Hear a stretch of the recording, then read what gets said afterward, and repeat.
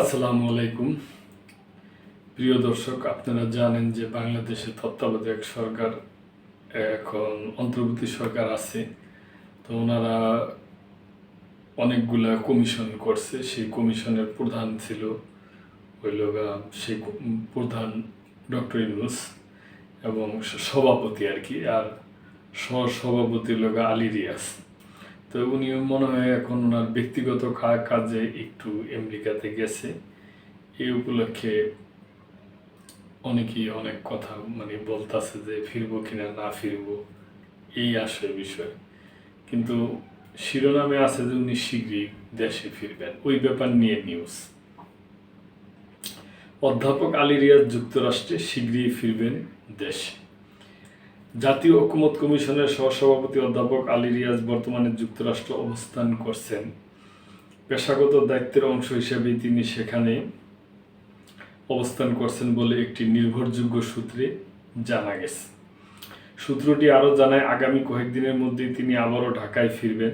কমিশনের সদস্যদের একজন জানান, জাতীয় ঐকমত্য কমিশনের মেয়াদ গত 31 অক্টোবর শেষ হয়েছে।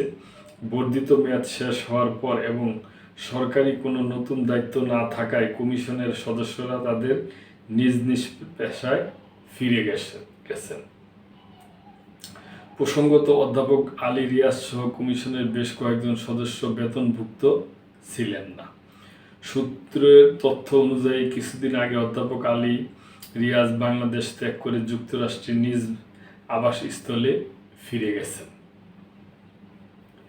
অধ্যাপক আলী রিয়াজ একজন প্রখ্যাত রাষ্ট্রবিজ্ঞানী। জাতীয় ঐকমত্য কমিশনের দায়িত্ব নেওয়ার আগে তিনি বাংলাদেশের অন্তর্বর্তী সরকারের গঠিত সংবিধান সংস্কার কমিশনের প্রধান হিসেবেও দায়িত্ব পালন করছেন। বর্তমানে তিনি যুক্তরাষ্ট্রের ইলিনয় স্টেট ইউনিভার্সিটির রাজনীতি ও সরকার বিভাগের বিশিষ্ট অধ্যাপক হিসাবে কর্মরত আছেন এবং বর্তমানে ছুটিতে আছেন। সরকারি দায়িত্ব শেষ হলেও প্রয়োজন বা সুযোগ হলে তিনি আবারও দেশে ফিরে আসবেন বলে জানা গেছে। তবে এ বিষয়ে অধ্যাপক আলী রিয়াজের ব্যক্তিগত মন্তব্য জানা সম্ভব হয়নি।